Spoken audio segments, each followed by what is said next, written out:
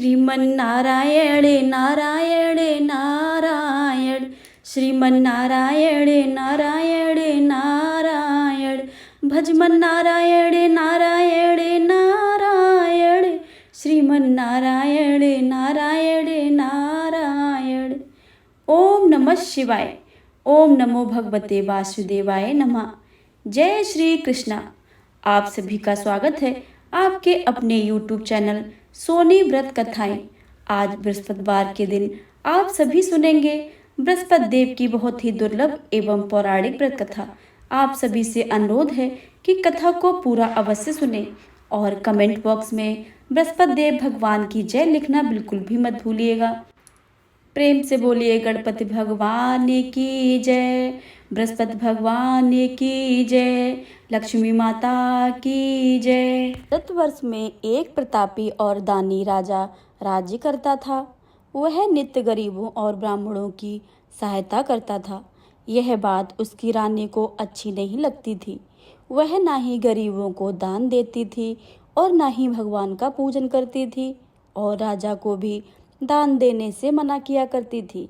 एक दिन राजा शिकार खेल वन को गए हुए थे तो रानी महल में अकेली थी।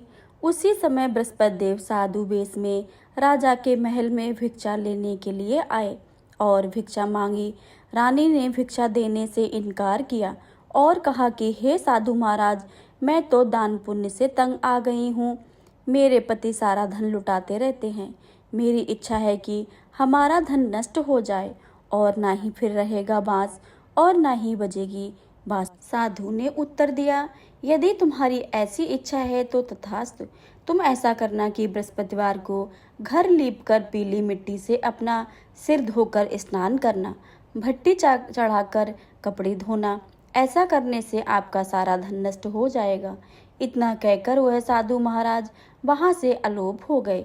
साधु के कहे के अनुसार बातों को पूरा करते हुए रानी को केवल 3 बृहस्पतिवार ही बीते थे कि उसकी समस्त धन संपत्ति नष्ट हो गई। भोजन के लिए राजा का परिवार तरसने लगा। तब एक दिन राजा ने रानी से बोला कि हे रानी, तुम यहीं रहो, मैं दूसरे देश को जाता हूँ, क्योंकि यहाँ पर सभी लोग मुझे जानते हैं, इसलिए मैं कोई छोटा कार्य नहीं कर सकता हूँ। ऐसा कहकर राजा परदेश चला गया। वहाँ वह जंगल में लकड़ी काट कर लाता और शहर में बेचता। इस तरह वह अपनी जीवन व्यतीत करने लगा। इधर राजा के परदेश जाते ही रानी और दासी दुखी रहने लगी। एक बार जब रानी और दासी को 7 दिन तक बिना भोजन के रहना पड़ा तो रानी ने अपनी दासी से कहा कि हे दासी, पास के ही नगर में मेरी बहन रहती है, वह बड़ी ही धनवान है। तू उसके पास जा और कुछ लेकर आ ताकि थोड़ी बहुत गुजर बसर हो जाए। दासी रानी की बहन के पास गई। उस दिन गुरुवार था और रानी की बहन उस समय बृहस्पतिवार व्रतकर की कथा सुन रही थी। दासी ने रानी की बहन को अपनी रानी का संदेश दिया, लेकिन रानी की बड़ी बहन ने कोई उत्तर नहीं दिया। जब दासी को रानी की बहन से कोई उत्तर नहीं मिला तो वह बड़ी दुखी हुई और उसे क्रोध आया। दासी ने वापस आकर रानी को सारी बातें बता दी। सुनकर रानी ने अपने भाग्य को कोसा। उधर रानी की बहन ने सोचा कि मेरी बहन की दासी आई थी, परंतु मैं उससे नहीं बोली, इससे वह उसे बहुत दुख हुआ होगा। कथा सुनकर और पूजन समाप्त करके वह अपनी बहन के घर आई और कहने लगी कि हे बहन, मैं बृहस्पतिवार की व्रत कथा सुन रही थी। तुम्हारी दासी मेरे घर आई थी, परंतु जब वह कथा होती है तब तक वो ना ही उठते हैं और ना ही बोलते हैं, इसलिए मैं नहीं बोली। कहो दासी, क्यों गई थी? रानी बोली, बहन, तुमसे क्या छिपाऊं, हमारे घर में खाने तक को वो अनाज नहीं है। ऐसा कहते कहते रानी की आंखें भर आईं। उसने दासी समेत पिछले 7 दिनों से भूखे रहने की बात अपनी बहन को विस्तार पूर्वक सुना दी। रानी की बहन बोली, देखो बहन, भगवान बृहस्पति देव सबकी मनोकामनाओं को पूर्ण करते हैं। देखो, शायद तुम्हारे घर में अनाज रखा हो। रानी तो पहले विश्वास नहीं हुआ, पर बहन के आग्रह करने पर उसने अपनी दासी को अंदर भेजा तो देखा सचमुच अनाज से भरा हुआ एक घड़ा मिल गया। यह देखकर दासी को बड़ी हैरानी हुई। दासी रानी से कहने लगी कि हे रानी, जब हमको भोजन नहीं मिलता है तो हम व्रत ही करते हैं, इसलिए क्यों ना इनसे व्रत की कथा और विधि पूर्वक व्रत पूछ लिया जाए ताकि हम भी व्रत कर सकें। तब रानी ने अपनी बहन से बृहस्पतिवार व्रत के बारे में पूछा। उसकी बहन ने बताया, बृहस्पतिवार के व्रत में चने की दाल और मुनक्का से भगवान विष्णु का केले की जड़ में पूजन करें और दीपक जलाएं, व्रत की कथा सुने और पीला भोजन ही करें। इसमें बृहस्पति देव प्रसन्न होते हैं। व्रत और पूजन विधि बताकर रानी की बहन अपने घर को लौट गई। 7 दिन के बाद जब गुरुवार आया तो रानी और दासी ने व्रत रखा। घुड़साल में जाकर चना और गुड़ ले आई, फिर उससे केले की जड़ तथा भगवान विष्णु का पूजन किया। अब पीला भोजन कहाँ से आए, इस बात को लेकर दोनों बहुत दुखी थे। चूँकि उन्होंने व्रत रखा था इसलिए बृहस्पति देव उनसे प्रसन्न थे, इसलिए वे एक साधारण व्यक्ति का रूप धारण कर 2 थालों में सुंदर पीला भोजन दासी को दे गए।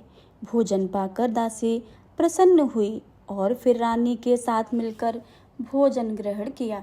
इसके बाद सभी गुरुवार को व्रत और पूजन करने लगी। बृहस्पति भगवान की कृपा से उनके पास फिर से धन संपत्ति आ गई, परंतु रानी फिर से पहले की ही तरह आलस्य करने लगी। तब दासी बोली, देखो रानी, तुम पहले भी इस प्रकार आलस करती थी। तुम्हें धन रखने में कष्ट होता है, इस कारण सभी धन नष्ट हो गया है, और जब भगवान बृहस्पति देव की कृपा से धन मिला है तो तुम्हें फिर से आलस्य होता है। रानी को समझाते हुए दासी कहने लगी कि हे, बड़ी मुसीबतों के बाद हमने यह धन पाया है, इसलिए आलस्य छोड़ो। हमें दान पुण्य करना चाहिए, भूखे मनुष्य को भोजन कराना चाहिए और धन को शुभ कार्यों में खर्च करना चाहिए, जिससे तुम्हारे कुल का और यश बढ़ेगा, स्वर्ग की प्राप्ति होगी और पितृ प्रसन्न होंगे। दासी की बात मानकर रानी अपना धन शुभ कार्यों में खर्च करने लगी, जिससे पूरे नगर में उसका यश फैलने लगा।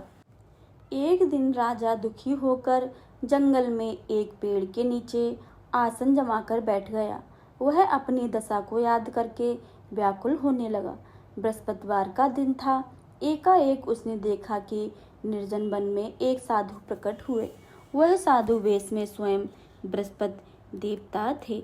लकड़हारे के सामने आकर बोले कि हे लकड़हारे, इस सुनसान जंगल में तू चिंतामग्न क्यों बैठा हुआ है?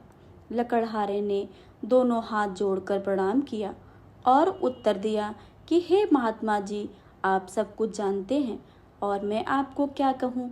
यह कहकर रोने लगा और साधु को अपनी आत्मकथा सुनाई। महात्मा जी ने कहा, तुम्हारी स्त्री ने बृहस्पति देव के दिन बृहस्पति भगवान का निरादर किया था, जिसके कारण रुष्ट होकर उन्होंने तुम्हारी यह दशा की है। अब तुम चिंता मत करो और मेरे कहने पर चलो तो तुम्हारे सभी कष्ट दूर हो जाएंगे और भगवान पहले से भी अधिक संपत्ति देंगे। तुम बृहस्पति के दिन कथा किया करो। 2 पैसे के चने मुनक्का लाकर उसका प्रसाद बनाओ और शुद्ध जल से लोटे में शक्कर मिलाकर अमृत तैयार करो। कथा के पश्चात अपने सारे परिवार और सुनने वाले प्रेमियों में अमृत व प्रसाद बांटकर आप भी ग्रहण करो। ऐसा करने से तुम्हारी भगवान सारी इच्छा और मनोकामनाएं पूरी करेंगे। साधु के ऐसे वचन सुनकर लकड़हारा बोला कि हे प्रभु, मुझे लकड़ी बेचकर इतना पैसा नहीं मिलता है जिससे मैं भोजन के उपरांत कुछ बचा सकूं। मैंने रात्र में अपनी स्त्री को व्याकुल देखा, पर मेरे पास कुछ नहीं है जिससे मैं उसकी खबर मंगा सकूं। साधु ने कहा कि हे लकड़हारे, तुम किसी बात की चिंता मत करो। बृहस्पति के दिन तुम रोजाना की तरह लकड़ियां लेकर शहर को जाओ। तुम्हें रोजाना से दुगना धन प्राप्त होगा, जिससे तुम भली भांति भोजन कर लोगे और बृहस्पति देव का पूजा का सामान भी आ जाएगा। इतना कहकर साधु अंतर ध्यान हो गए। धीरे धीरे समय व्यतीत होने पर फिर वही बृहस्पतिवार का दिन आया। लकड़हारा जंगल में लकड़ी काटकर किसी शहर में बेचने गया। उसे उस दिन और अधिक पैसा मिला। राजा ने गुड़ और चना आदि लाकर गुरुवार का व्रत किया। उस दिन से उसके सभी कलेश दूर हो गए। परंतु जब दोबारा गुरुवार का दिन आया तो बृहस्पतिवार का व्रत करना भूल गया। इस कारण बृहस्पति भगवान नाराज हो गए।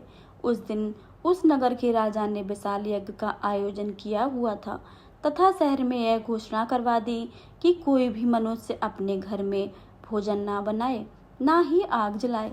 समस्त जनता मेरे यहाँ भोजन करने आए। इस आज्ञा को जो नहीं मानेगा उसको फांसी की सजा दी जाएगी। इस तरह की घोषणा संपूर्ण नगर में करवा दी गई।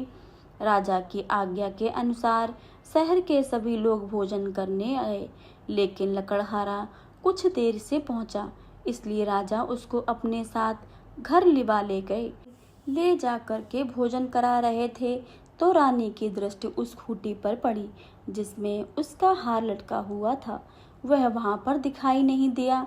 रानी ने निश्चय किया कि मेरा हार इस मनुष्य ने चुरा लिया है। उसी समय सिपाहियों को बुलाकर उसको कारागार में डलवा दिया गया।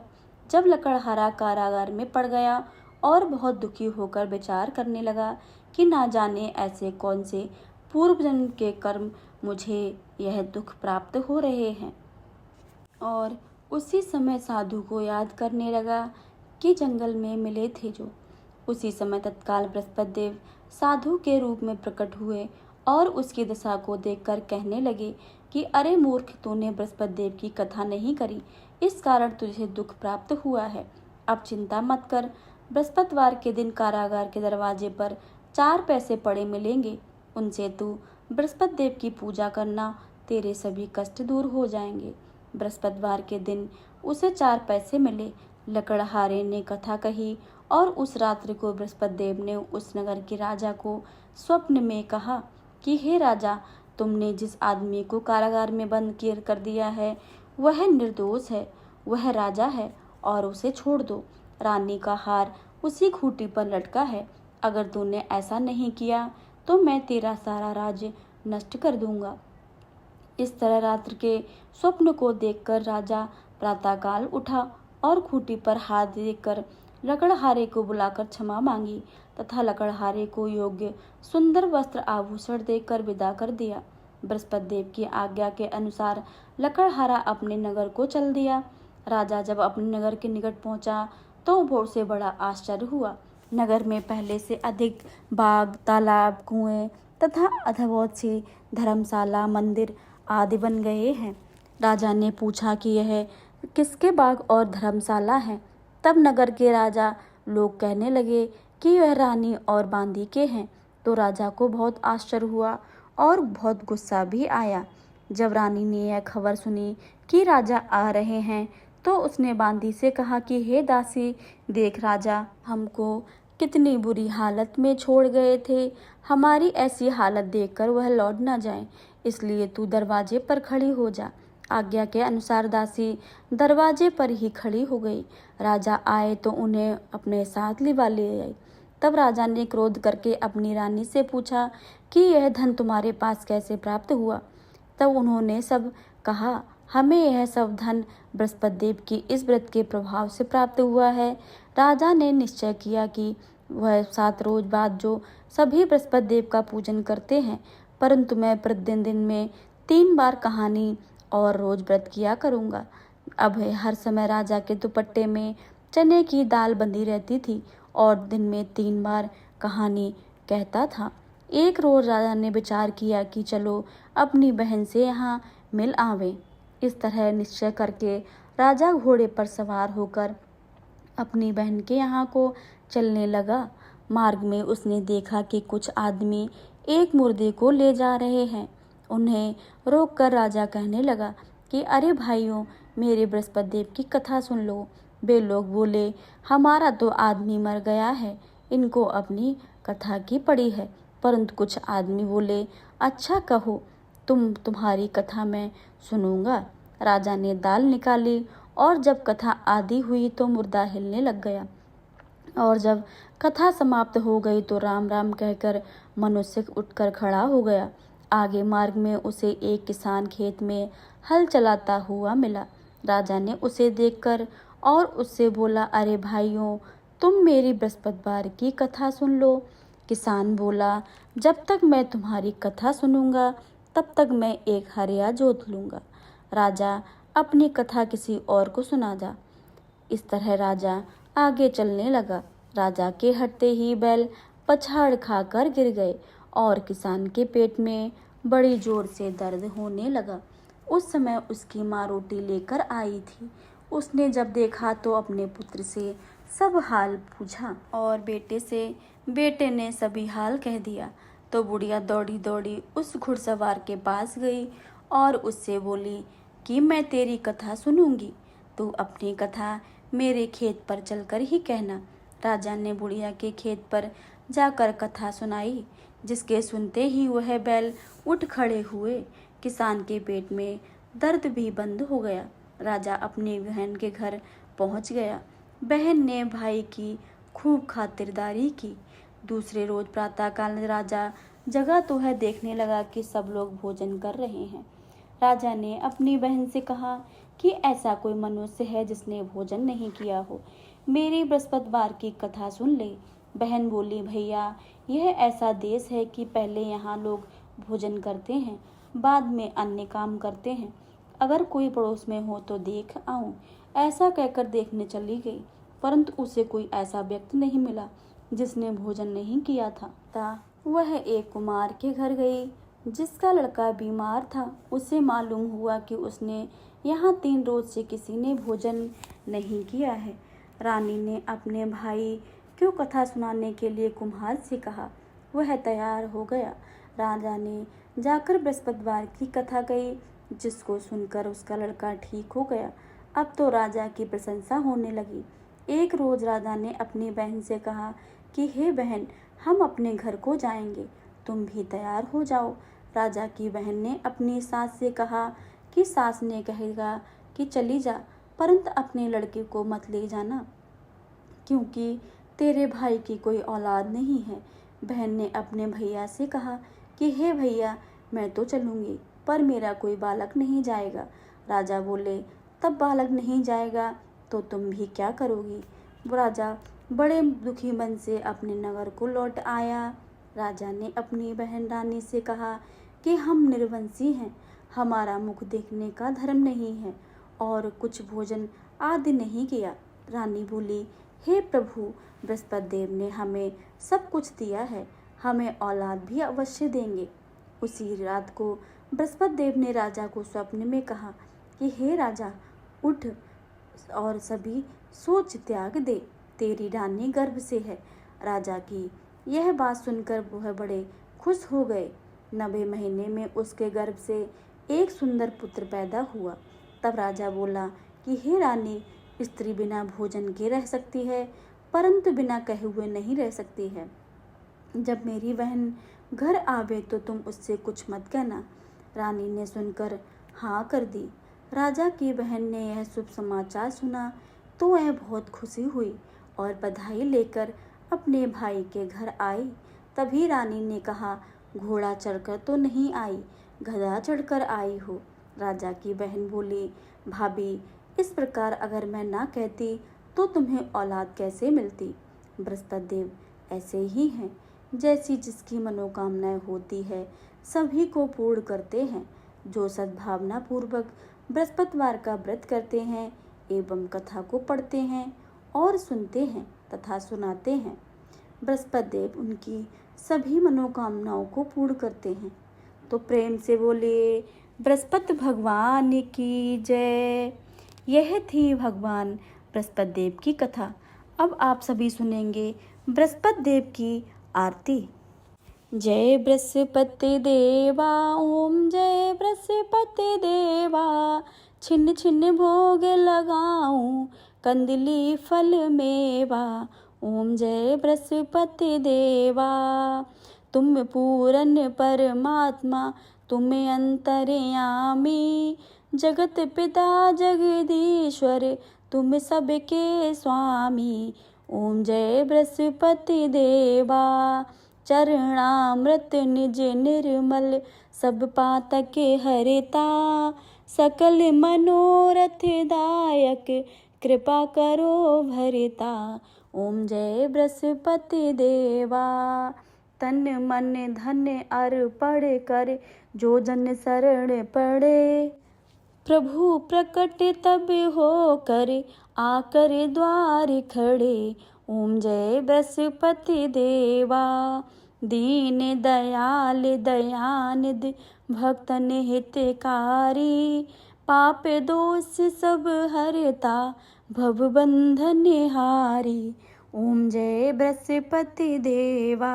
सकल मनोरथ दायक सब संशय टारो। विषय विकार मिटाओ संतन सुखकारी। ओम जय बृहस्पति देवा। जो कोई आरती तेरी प्रेम सहित गावे। जेठानंद आनंद कर सो निश्चय पावे। ओम जय बृहस्पति देवा। ओम जय बृहस्पति देवा। स्वामी जय बृहस्पति देवा। छिन छिन भोग लगा